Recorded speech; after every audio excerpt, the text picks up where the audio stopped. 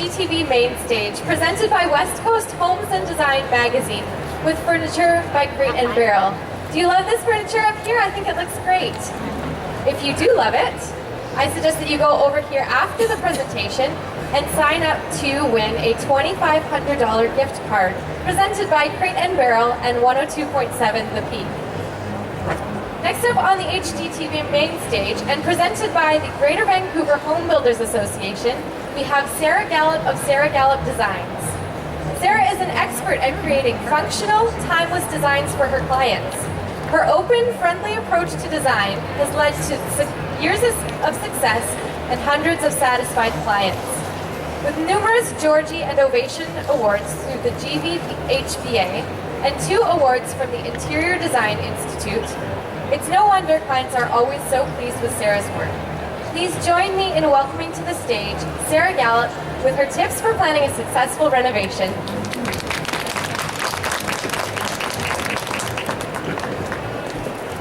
Good morning. How's everybody doing today? Have you found some good things so far? Walking the floor, lots of information. So, thanks for the wonderful intro. As she said, I'm Sarah Gallop from Sarah Gallop Design. I'm a registered interior designer here in the Lower Mainland, and I will be showing you guys some tips today for how to plan for a successful renovation. Here's a little bit of information about me. How many of you are thinking about renovating right now? In the planning stages, early?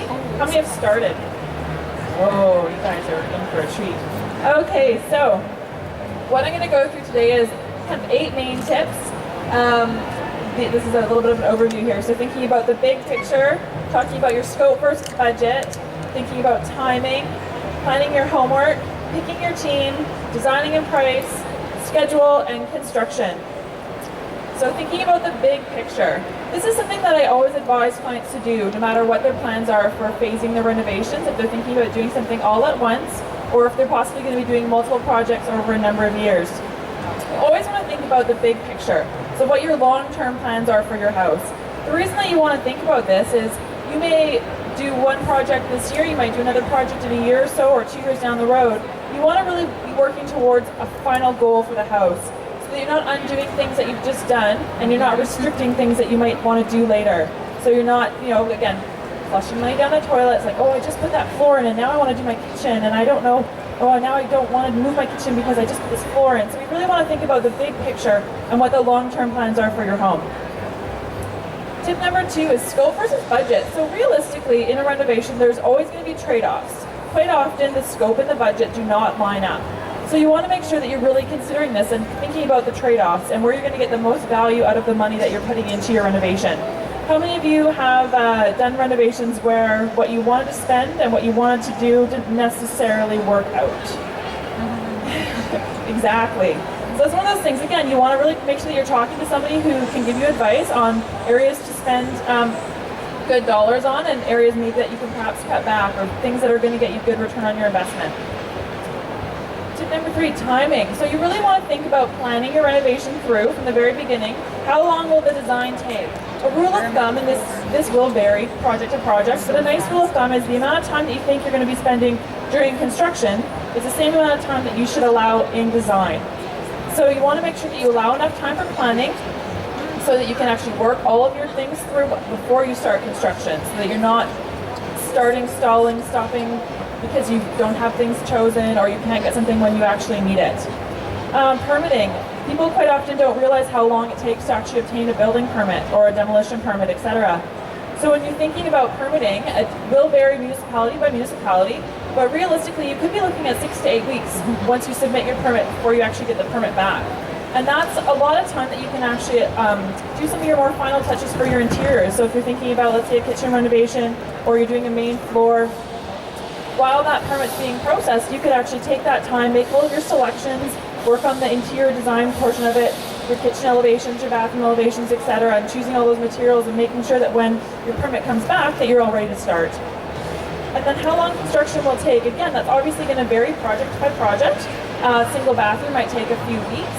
An entire home might take 6 or 8 months.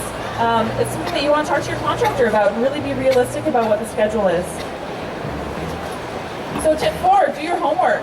obviously you guys are off to the right start here, making sure you're doing your rounds around the floor, talking to lots of exhibitors, suppliers, renovators, etc.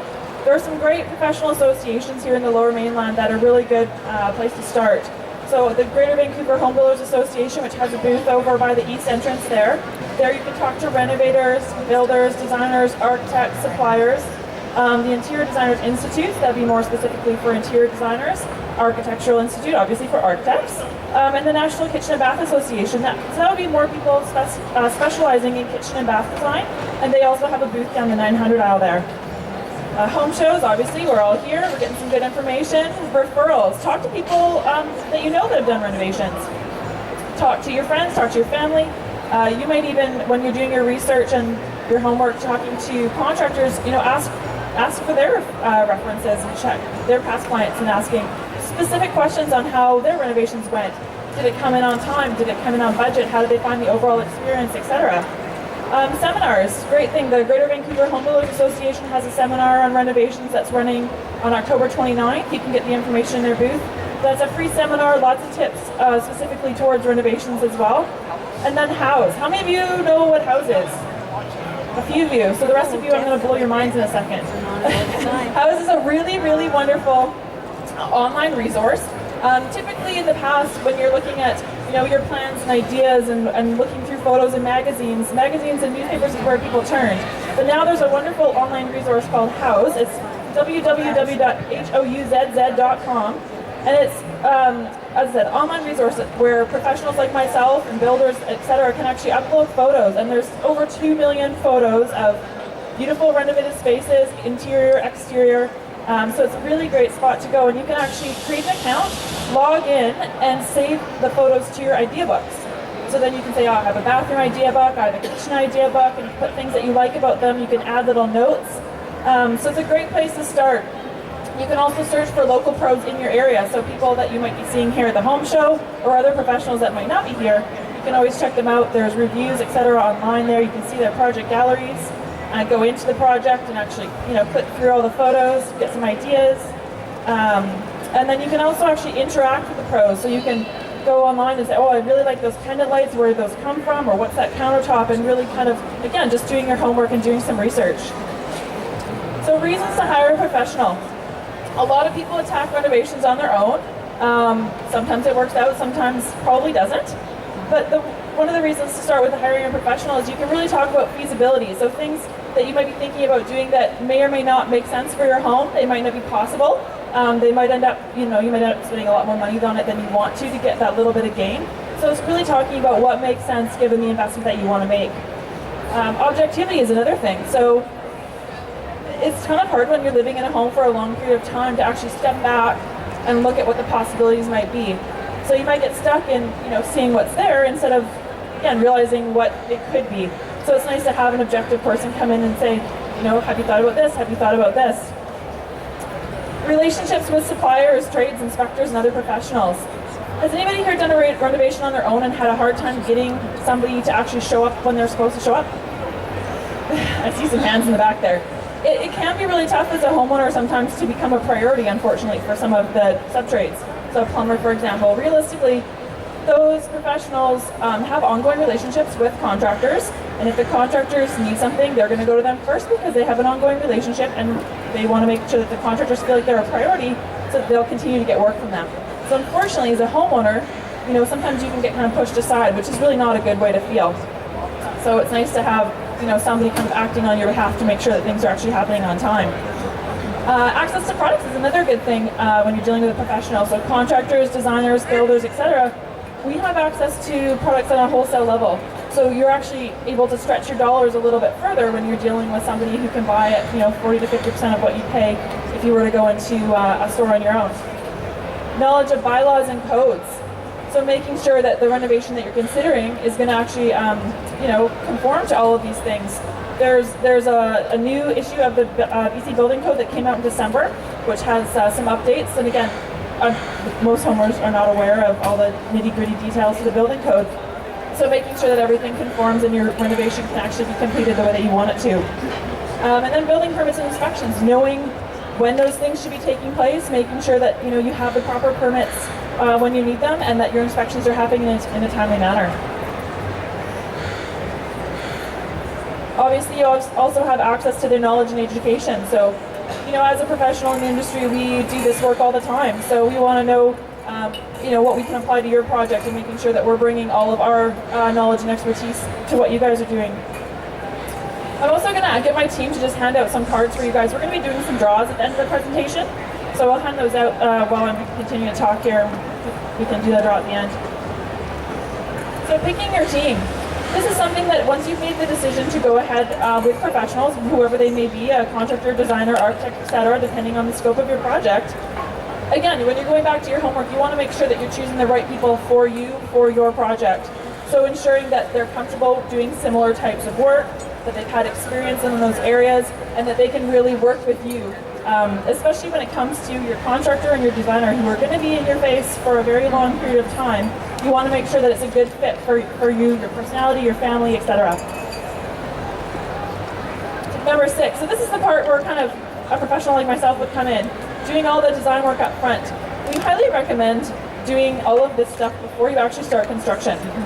So realistically, your drawings, your permit or construction drawings, if your project requires one. You've also got your interior design drawings. That's what I was mentioning before. If you're going through the permit process, it's nice to get the permit drawings in and ready, submit it, and then you can actually focus on your interiors while that's being processed. So you kind of parallel tracking the whole timeline. So your interior design drawings would be your kitchen elevations, your bathroom elevations, tile layouts, etc. Scope of work, and that's really determining exactly what's going to be included in the project. Whether it's just your bathroom, or maybe it's like, oh, the laundry room's right there as well, I'll consider that as well at the same time. Does it make sense? You can always go through and design those things, thinking of your big picture, and then just chip away at it as you need to, depending on your budget. Specifications. So that's actually choosing all the materials and finishes and fixtures that are actually going to be used in the project. So your flooring, your tile, your wallpaper if you're going to use it, paint, your fixtures, plumbing, lighting fixtures, fireplaces, all those things should be selected ahead of time. One of the reasons that we recommend doing that is it actually allows you to compress your construction schedule, because you're not waiting on things to show up when in the middle of construction. So if you know that your cabinets are going to take 6 to 8 weeks, and your project, let's say you're just doing a bathroom, and your project is only 3 or 4 weeks long, you need to order those cabinets well before the project starts. Otherwise, you're going to be sitting there waiting for them to show up, and your house is ripped apart, and you can't use your bathroom, and you're just waiting. So all those things combined, you end up getting to a point where everything is selected, everybody knows what's happening, and you can actually create a firm budget for your project. So you know before you start what you're going to be looking at cost-wise. How many of you want cost certainty in your renovation? It would be a nice thing, right? So if you do your homework and planning up front, you can actually get there. It is achievable. So we talked about this a little bit before, but how long will things take? These are the things to think about. How is it going to affect me? If you are doing a kitchen renovation, how many of you think that's going to have pretty serious impact on your day-to-day life? Yes. It will, for sure. You're going to be kind of camping in your house if you decide to live there. Or you need to think about, do I set up a temporary kitchen? Am I going to be working out of my laundry room for a little while? Am I going to be doing dishes in the bathtub? All of these things can happen, but it's really important to think about your lifestyle and your family's lifestyle and whether those things make sense. Some clients do decide to actually move out of their homes during the course of the renovation if it's a significant renovation project. And I know a lot of you may think, oh, it's going to cost me so much more to do that.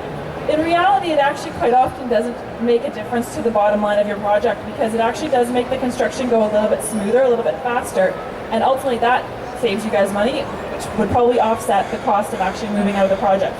So that's something to keep in mind as well. How to keep things on schedule. So you want to make sure that you're doing periodic check-ins with your contractor, walk through, make sure that you know how things are progressing and that you're on track. When your contractor originally gives you a budget, they should also give you a schedule for what's going to be happening. So you can track things as you go. This is a format that a lot of contractors will use. It's called a Gantt chart. And basically it outlines everything that's going to be happening in the project and at what point in time. So it's nice for you guys to be able to see, are we on track? And things do, vary a little bit week to week, but you can kind of see how things are going. And if things are starting to slide and we're not catching up, then you know that your move-in date's probably not going to be achieved. So you want to kind of track that as you go. Same thing with critical milestones, so you can actually see that right on the chart.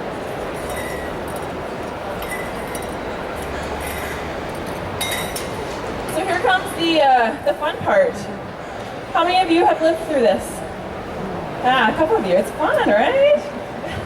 So for those of you who have never gone through renovation before and are possibly thinking about doing one, this is very, very common to experience. So realistically, things get a lot uglier before they get, pretty again. So this is the very beginning, and I'm going to go through a couple of slides here that actually will show you like a bit of a case study. So the project, all the different phases, not the big phases, there's little things that do happen in between, but demolition would happen first. And that usually progresses actually quite quickly. The demolition on a main floor renovation would usually be a few days. It doesn't take them long to rip it apart, but it takes them a long time to put it back together. So you can see here, obviously, all the cabinetry. This was the dining room and a kitchen kind of behind us. And all the cabinetry's come out, the walls have come out. You can see wires and things dangling around. And then the next big phase would be framing. So you can see on the far side there's a bit of a wall going in. There's a beam and some posts over here. There's some framing for a new window on the exterior wall. Rough-ins. So this would be your plumbing and your electrical rough-ins, sometimes mechanical as well. So you can see here on the far wall we've got some electrical boxes going in, we've got some wires, we've got some new plumbing. Sometimes at the beginning of a project it actually looks like not a lot is happening day to day. You might come home and check in and say, I don't even think those guys were here today, nothing has happened. But there's a lot of stuff that has to happen behind the scenes, behind the walls, before you can actually get to the fun stuff. So insulation and vapor barrier. So again, just kind of tidying things back up before we can get the drywall put on. You can see some more framing on the one side there as well. So drywall, it's starting to look like a room again. This would be after the boarding is done and the first coat of mud, so they start to kind of spackle everything and put it back together. Cabinetry. This is where it kind of starts to get exciting again. You're starting to see some finishes go in and the room's starting to take shape. So in this particular instance, as I said, that was the dining room, became the kitchen. So once you can kind of get a feel for how things start to change. Flooring. The one thing to note about these slides is, depending on the project, you might actually have some of these slightly out of order. So for example, sometimes the flooring will go in before the cabinet, sometimes the cabinets will go in before the flooring. It ultimately is decided upon what kind of flooring you're using, your contractor's schedule, etc. So countertops, obviously. Now the one thing to note about countertops is the countertops, if you're going with stone, quartz, granite, marble, that sort of thing, the counters can actually not be templated until after the cabinets are in. And it can take a week to two to turn those around. So this is a time in the project where it can also seem like things are kind of stalling out, because there isn't a lot of progress that they can actually continue with before the counters actually show up. So lights, tile, and appliances, we're getting closer to the end here. You can see the fixtures are in, the pot lights are all in. We're starting to tile in the backsplash, the appliances have showed up. We've got some paint on the walls. Quite often the first coat of paint is actually before the cabinetry. They'll do a prime coat and a first coat of color, and then your finished paint would happen at the very, very end. I see a number of you actually furiously writing. We've got a handout as well with some of these tips, so you can take your notes, but don't worry if you miss something. So yeah, we're getting closer to the end here. We've got the plumbing fixtures have gone in, the sink and the faucet. We've got some trim going around the top of the cabinets. These homeowners moved in a little early. You can see some stuff in the cupboards. Wasn't quite done yet. And then we're done. That's it. So that's the finished product. So you can see how you have to go really far backwards before you can get forwards and actually getting back into a space that's really, really enjoyable. So this is the things you actually might want to write down. These are key. So things to avoid. If your project requires a permit, it's highly recommended that you actually get one. A lot of homeowners don't realize the risk that they're taking by not getting a permit. If you're doing anything structural, if you're doing anything to the outside of your house, windows, doors, changings, etc., taking walls out, moving things around, you really should be getting a building permit. So you want to check, you can check with a professional, you can check with their city hall to make sure that you're doing things properly. The risk that you run if you don't get a permit, and you do need one, a couple things. One, it can affect your ability to resell your house when you go to, because you do need to declare whether or not you've done work without a permit, and that might turn off a potential buyer.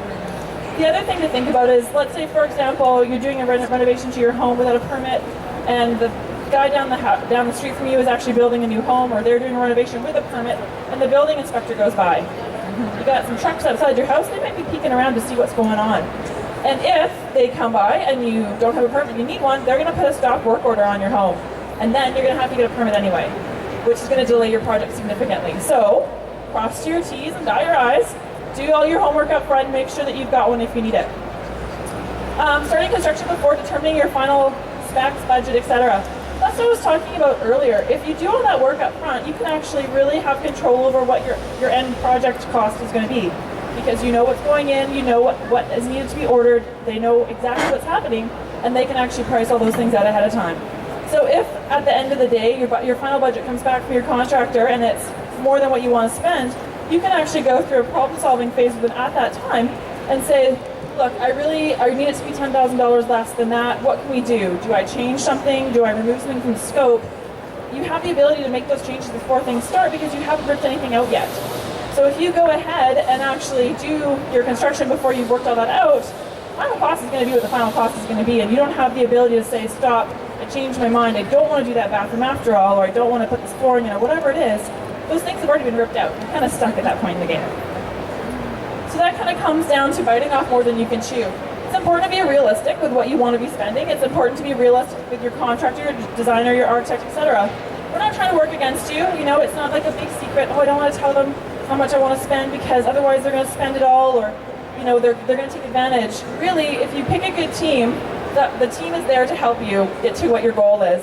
So we can be realistic. We've done this before. We know what the costs are going to be, or can pretty much assume what the costs are going to be, and we can help you get to a point that you're going to be happy with the overall project and that's realistic and manageable for you. And then it comes down to thinking that things are going to run perfectly.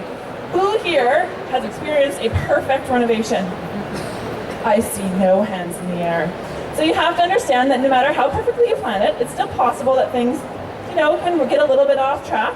But it's important that you have good communication with your contractor and your team, and then that will obviously help things. Everybody's on the same page. You can understand what's coming next and what to expect.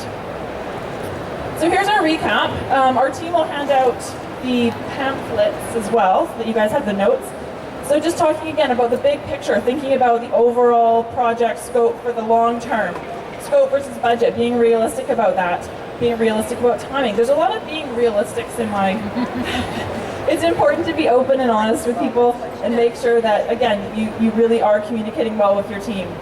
Doing your homework, picking a good team, doing your design and price, working out your schedule, and then starting construction, and again, having your schedule for construction as well. So we talked a little bit about how to plan for your renovation. We saw the order progression of a sample project there and what to expect at different phases, why you should hire a professional, and how to find a good contractor. So making sure you're checking references and you're going to good associations and going with reputable people.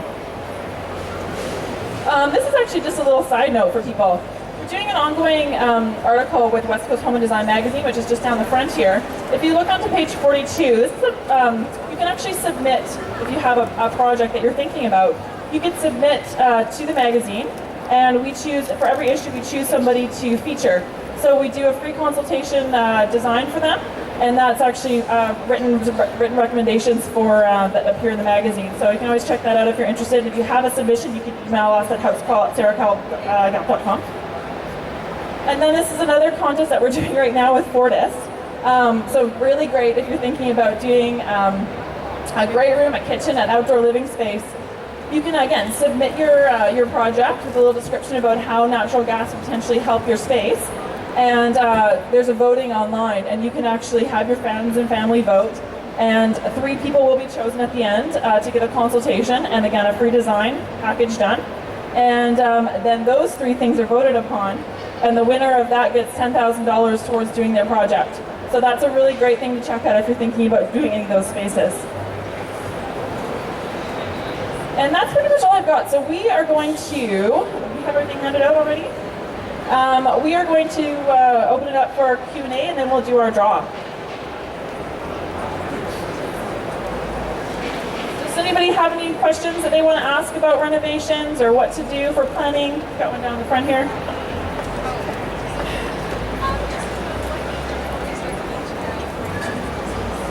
Okay, so the question is, what age of home do you need to start worrying about asbestos? I believe it's pre-1989, I want to say. The drywall was an issue. I'd have to look it up online, to be honest. The contractor would have a better idea if you go to the GBHBA. But I believe that everything prior to 88 or 89 has to be sorted separately, and the asbestos can be an issue. They kind of make an assumption at that point that there is a problem with it. But so unless you have it tested to prove that it's not, which it's going to be sorted definitely at the dump anyway. So yeah, usually I think it's pre-9, I want to say, but maybe just double check online with that. Anybody else have any other questions they want to know about renovations, what to plan, where to start? You guys are a quiet bunch this morning.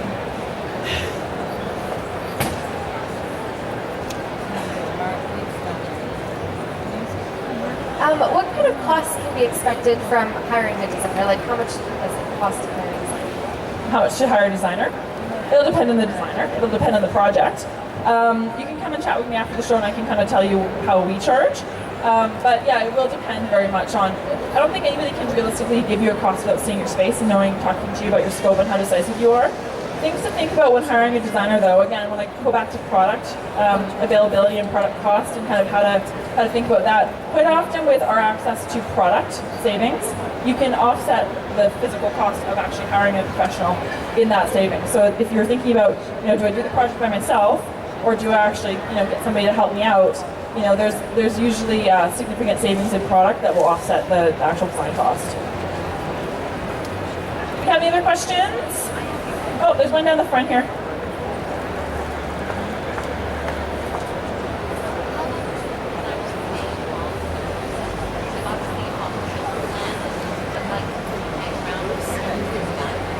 Okay, so the question is, how long does the designer stay in the process? Do they just help with the planning stages, or are they around until it's completely finished? I think you have the option for both, to be honest. The majority of the projects that we do, we're kind of involved from the very, very beginning to the very, very end. So realistically, during the planning process, you're dealing with us on a daily basis, and the contractor, if they're involved that early, might just be there for support or input. So we go through all the selections and drawings, etc., with you. Then when it hits construction, the roles kind of reverse a little bit. You're dealing with the contractor on a daily basis, and the designer's there for support. So we would do periodic site checks and make sure things are being installed as per what we had agreed to during the design, and that expectation is clear all the way across. The other thing that's nice about that is you have somebody advocating for you, because I know a lot of homeowners like, oh yeah, I know it's okay, it's good enough. Oh, it wasn't exactly what I was thinking it was going to be, but maybe I don't know. Maybe that's the way it's supposed to be done, right? So you've got somebody that's got your back. If you can, say, well, I wasn't expecting the tile to be like that. Is that the way it's supposed to be? You can always run those things off of us. So we're always around for kind of ongoing support, unless you don't want us, in which case you have to. But it's usually nice to kind of see it all the way through, so that we can all ensure that the expectation is there and you've got what you were expecting it to be. Got a question at the back there.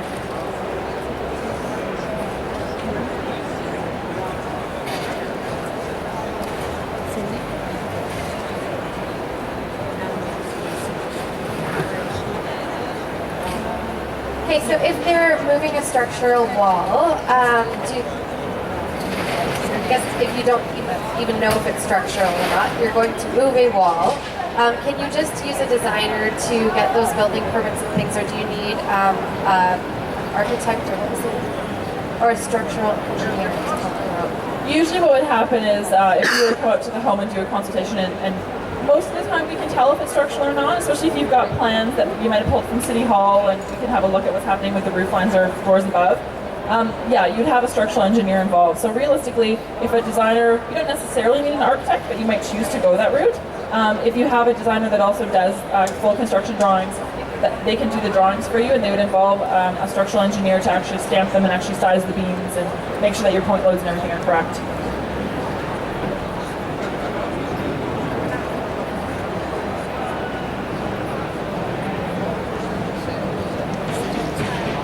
When you are going to do a renovation, should you be discussing those things with your home insurance or your property insurance?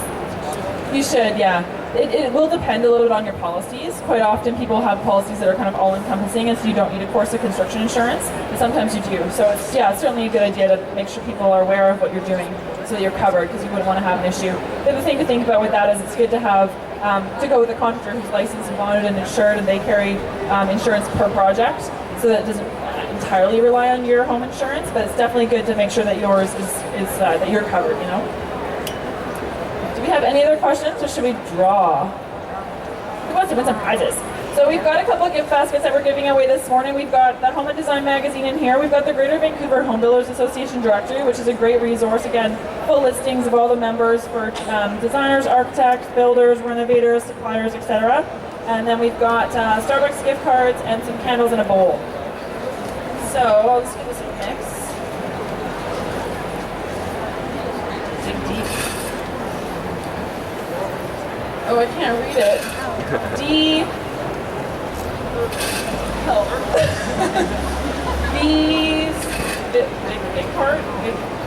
Use some sound familiar. That's that you, West Van? I can't read the writing. Congratulations.